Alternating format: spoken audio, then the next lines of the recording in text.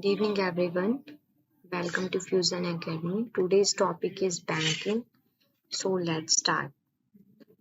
पहले देखते हैं कि सेंट्रल बैंक होता क्या है. The central bank is the apex bank.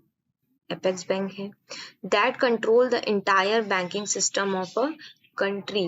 ये कंट्री की सारी बैंकिंग सिस्टम को क्या करता है? कंट्रोल करता है. ठीक है, तो central bank is apex bank है that control the entire banking system of our country.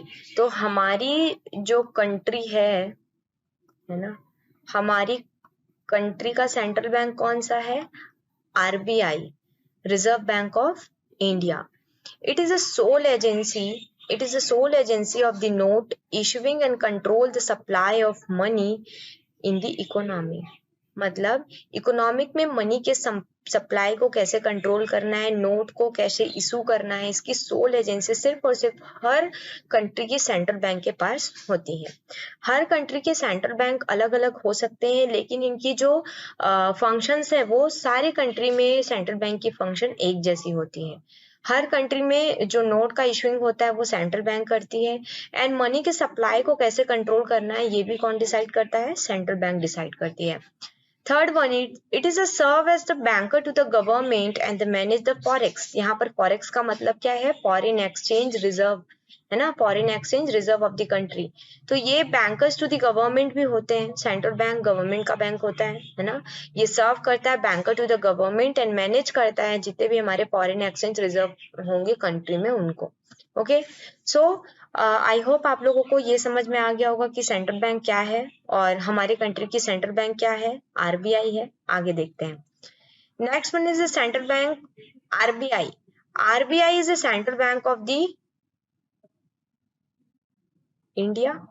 India की क्या है? ये सेंट्रल बैंक है. कौन सी? आरबीआई. फेडरल रिजर्व सिस्टम जो है ये सेंट्रल बैंक है यूनाइटेड स्टेट का. वैसे ही the Bank of England BOE, Bank of England जो है वो भी यूके का सेंट्रल बैंक है. तो मैंने बताया था आपको कि हर अलग अलग कंट्री की अलग अलग क्या हो सकती है? सेंट्रल बैंक हो सकती है, लेकिन इनके फंक्शन सेम होते हैं. Features of central bank. तो वन बाय वन देखते हैं. 7 फीचर्स यहाँ पर आप लोग को दिख रहे होंगे जो सबसे इंपॉर्टेंट फीचर्स हैं हमारे सेंट्रल बैंक के. इसको आप लोगों को याद करना जरूरी है, ये पेपर में जरूर आएगा. तो बैंक ऑफ इशूइंग नोट, मैंने भी आपको बताया है कि सोल एजेंसी होती है सेंट्रल बैंक के पास कि वो नोट्स को इशू करे, एंड सुपरवाइजरी भी मतलब हैंडल करते हैं ये. तो सेंट्रल बैंक जो होता है इनको सोल अथॉरिटी होती है कि ये क्या करें? इशू करें नोट्स को. इनकी एक्सक्लूसिव राइट है, कह सकते हैं हम, कि ये इशू करती हैं नोट्स को. करेंसी की अथॉरिटी मतलब इनको होती है functions of a central bank. ये ही सेंट्रल बैंक का एक्सक्लूसिव राइट होता है कि वो इशू करे नोट्स को. ठीक है, क्रेडिट सप्लाई को मेंटेन करना भी किसका काम होता है? सेंट्रल बैंक का काम होता है. सेकंड फीचर्स है बैंकर टू द गवर्नमेंट. तो banker to the government, central bank के 3 फंक्शंस हो सकते हैं कि ये बैंकर टू द गवर्नमेंट भी काम करते हैं, बैंकर टू द एजेंट भी काम करते हैं, और फाइनेंशियल एडवाइजर के तौर पे भी सेंट्रल बैंक हमारी काम करती है. तो बैंकर्स टू द गवर्नमेंट जो है वो गवर्नमेंट का बैंक है ना. Next one is banker to the agent. तो बैंकर एज एन एजेंट कैसे वर्क करेगा? तो हमको पता है कि जो गवर्नमेंट है, सेंट्रल बैंक है, उनकी क्या क्या रिस्पॉन्सिबिलिटी होती है कि पहले ये गवर्नमेंट की जो सिक्योरिटीज है इनको बाय एंड सेल करे. यही काम होता है एज एन एजेंट अगर बैंकर काम गवर्नमेंट मतलब बैंकर काम करती है. Third one is financial advisor. As an financial advisor government की क्या मतलब टू द गवर्नमेंट ये भी एक्ट करता है. तो इनकी क्या क्या रिस्पॉन्सिबिलिटी होती है सेंट्रल बैंक की कि ये जो जो भी इनके द्वारा frame and policies, rules, regulations बनाए जाते हैं ताकि मनी मार्केट को हम क्या कर सके? रेगुलेट कर सके. रेगुलेट करने के लिए भी कुछ फ्रेम्स एंड पॉलिसीज बनाई जाती है. तो banker to the financial advisor as an काम अगर वर्क करता है तो इनकी रिस्पॉन्सिबिलिटी होती है कि ये फ्रेम करे पॉलिसीज को ताकि मनी मार्केट को क्या किया जा सके? रेगुलेट किया जा सके. And third one is bankers bank and supervisory roles. कैसे ये बैंकर्स का बैंक होगा? मान लीजिए वी आर एन कस्टमर, है ना, अपन कस्टमर हैं और हम कस्टमर किनके हैं, हमारा जो बैंक है वो कौन सा है, कॉमर्शियल बैंक है, और हम इनके क्या हैं, पीपल्स इनके क्या हैं, कस्टमर्स हैं, क्या है, कस्टमर है। तो वी आर कस्टमर किनके, कॉमर्शियल बैंक के।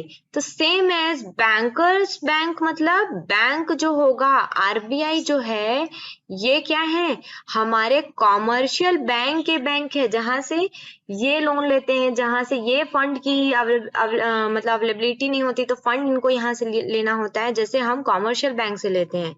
तो यहाँ पर जो बैंकर्स बैंक बोला है, कॉमर्शियल बैंक के अंदर कौन कौन सी बैंक आती है, एसबीआई है, एचडीएफसी बैंक है, आपका आईसीआईसीआई बैंक है, पंजाब नेशनल बैंक है, आईडीएफसी बैंक है। तो ये जितने सारे बैंक हैं, इन बैंकों का बैंक कौन होता है, आरबीआई, इसीलिए यहाँ पर लिखा हुआ है bankers bank. And supervisory role भी ये प्ले करते हैं। कैसे सुपरवाइजरी रोल प्ले करते हैं, हर एक कॉमर्शियल बैंक को कुछ परसेंट या जितना मिनिमम इनका लिखा हुआ होता है कि कितना इनको देना है। आरबीआई जो होती है ये कुछ रूल्स सेट करती है, जैसे एसएलआर, सीआरआर, है ना, cash reserve ratio, स्टेटरी liquidity ratio, ये हर कॉमर्शियल बैंक को मेंटेन करना जरूरी होता है। तो आरबीआई का जो सुपरवाइजरी रोल है वो ये है कि ये हर बैंक के इस जो एसएलआर, सीआरआर और भी जो रूल्स एंड रेगुलेशन आरबीआई के थ्रू बनाई गई है, तो वो ये फुलफिलमेंट हो रहा है कि नहीं, ये सुपरवाइजरी रोल उनको वहां पे प्ले करना पड़ता है। तो आरबीआई चेक करती है कि अदर जो कॉमर्शियल बैंक्स हैं हमारे, क्या वो ये चीजें मेंटेन कर रहे हैं, that is known as our supervisory role. तो यहाँ पर जो सेंट्रल बैंक का एक फीचर्स दिया है कि ये बैंकर्स के बैंक है, मतलब सारे कॉमर्शियल बैंक को पैसे कहाँ से मिलेंगे, सारे कॉमर्शियल बैंक को पैसे हमारे आरबीआई से मिलेंगे। और जो सुपरवाइजरी रोल है वो भी कौन प्ले करता है, हमारा आरबीआई प्ले करती है। किनके लिए, कॉमर्शियल बैंक के लिए, कि इन्होंने एसएलआर मेंटेन किया है कि नहीं, सीआरआर मेंटेन किया है कि नहीं, ये सारी सुपरवाइजरी रोल आरबीआई प्ले करती है। And fourth one is the lender of the last resort. In case of commercial bank के पास अगर फंड की अवेलेबिलिटी कहीं से भी अरेंजमेंट नहीं होती, तो एट द लास्ट मोमेंट में जो हमारी आरबीआई है, सेंट्रल बैंक है, ये इनको फंड क्या कराती है, अवेलेबल कराती है। इसीलिए यहाँ पर लिखा है lender of the last resort, मतलब at the end of the situation, मतलब जब हो तब लास्ट रिजॉर्ट पे ये लैंडर्स का काम करती हैं। कौन, सेंट्रल बैंक ही होंगी जो लास्ट में कॉमर्शियल बैंक को मनी सप्लाई करेंगी, मतलब फंड अवेलेबल कराएंगी। Fourth one is custodian of foreign exchange. Foreign exchange, forex यहाँ पर लिखा है, FOR से बना है आपका फॉरेन और EX से बना है आपका एक्सचेंज। तो कस्टोडियन ऑफ फॉरेन एक्सचेंज को आप ये कह सकते हैं कि ये कस्टडी मेंटेन करता है। किनका कस्टडी मेंटेन करेगा, फॉरेन एक्सचेंज का कस्टडी मेंटेन करेगा, फ्लोटिंग को मैनेज करता है।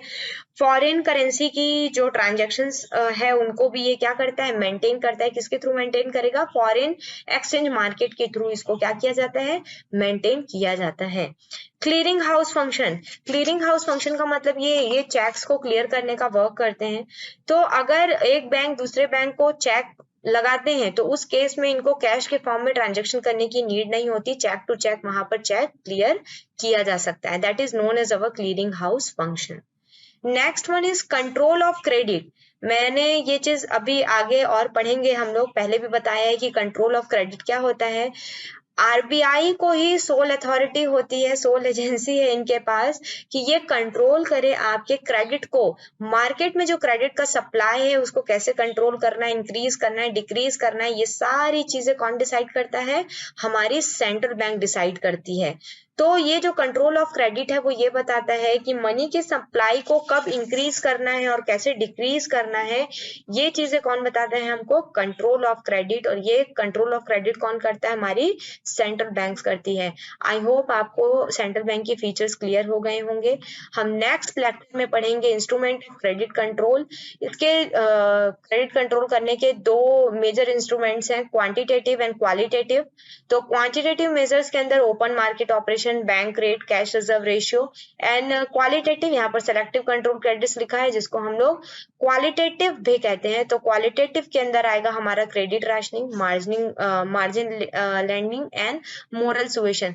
तो बहुत सारे ऐसे इंस्ट्रूमेंट हैं जो क्रेडिट को कंट्रोल करते हैं। हम इसे one by one next video में पढ़ेंगे।